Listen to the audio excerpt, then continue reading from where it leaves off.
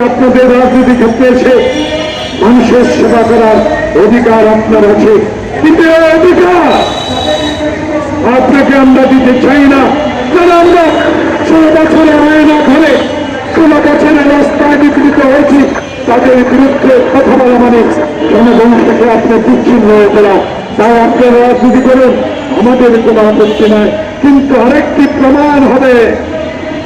Doctor professor Mohammad Yunus সাহেব, আপনার সামনে অগ্নি পরীক্ষা। লন্ডনে বসে নেতার সাথে আলোচনা করে উত্তর কিছু প্রশমিত করেছেন। ফেব্রুয়ারিতে নির্বাচন হোক, সকলেই আমরা চাই।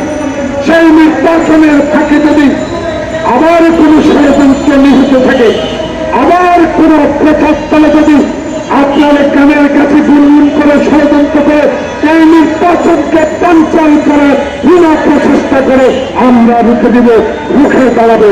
তাই আজকে আপনাদেরকে আপনাকে বলতে চাই, 1971 সালে শাহাবুদ্দিন এইভাবে দেশে থামিয়ে আনসার দিয়ে একজন পুলিশকে নির্বাচন করেছেন।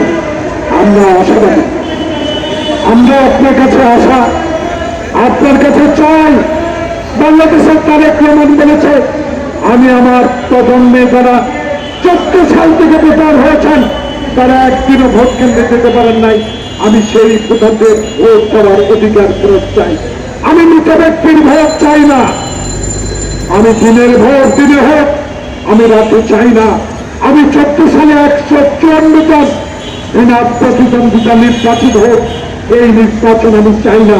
আমি জোর করে হুন্ডা দিয়ে আমি বাংলাদেশের সরকার গঠন করতে চাই না, আমি সরকার গঠন করতে চাই 91 শাহাবুদ্দিনের মতো একটা সুষ্ঠু ভোটের মাধ্যমে।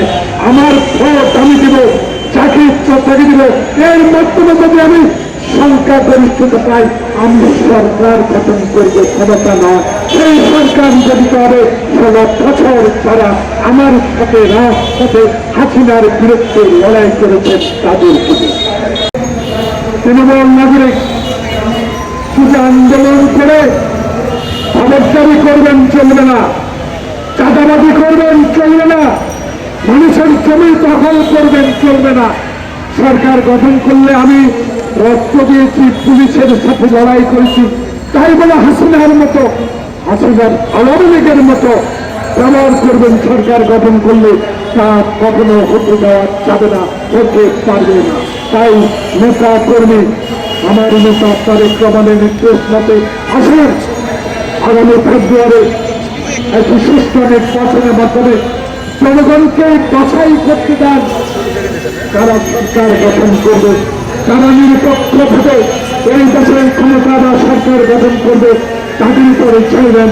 জোর করে কেউ আর ক্ষমতা দখল করতে পারবেন না, তার প্রমাণ গতকালকে দুজন প্রধান নির্বাচন কমিশনের উপস্থিত।